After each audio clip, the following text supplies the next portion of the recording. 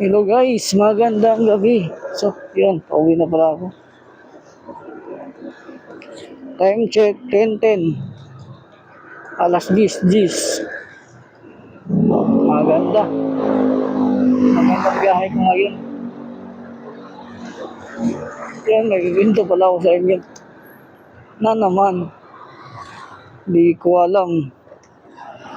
Pero alam ko lahat ng MC Taxi. Panas na to. Oo. Kasi, tawag nito. Ako, di ko alam. Pero alam ko, bad trip. Mababad trip ako na natatawa. Natatawa ako na bad trip. Mga asar. Dahil kanina, may long ride akong pasahero galing. Hindi naman siya abot Palmera, Bulacan. Dito lang banda. Hanggang Central. East Avenue. Yan, long ride. Noong una, nagkikwento pa siya sa akin. Maya yung medyo traffic na. Bawat minor ko, bawat train ako, umuntog ng helmet sa akin. Tapos, pag-untog niya, na-out balance yung ulo, gumagano-ganon. Tapos, parang motor gumigiwang. Sabi ko, alam na. Naasar ako dahil yung ulo niya, ay yung ano niya, pag naano siya, gumigiwang yung motor. Na-out balance siya. Natatawa ako dahil yung ulo niya, yung helmet daw, umuntog sa akin.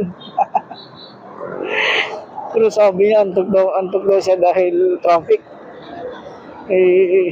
Sabi ko, normal yan, sir. Malayo kasing biyahe. Tapos yun.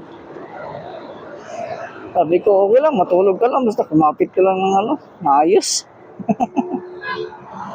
Kasi hindi talaga napigilan yung antok, hindi niya napigilan.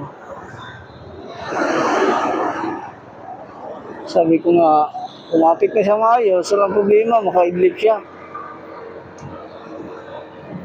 Kasi ikaw pa naman galing Bulacan hanggang tawag dito, East Avenue. Di ba, antokin ang problema, yung motor ko, walang box, walang top box. Siyempre, hawak kamay lang talaga yun. Bukod sa hawak kamay, ay hawak sa maigi. Kapag nagkamali sa nakanto, nalaglag siya. Sabi ko, ingat-ingat lang. Tawa nga ako. Ewan ko kung sino nakaranas niyan. Alam ko, lalo yung may mga top box na katulog ka customer nyo doon. Lalo yung, pag alam mo na umuuntog na yung ulo, gumaganon-ganon, gumaganon-ganon, alam na this. Pinabayaan ko na lang. Ang ginawa ko, dandahan ko ng takbo. Dinadandahan ko lang para hindi naman malaglag o ano nangyari.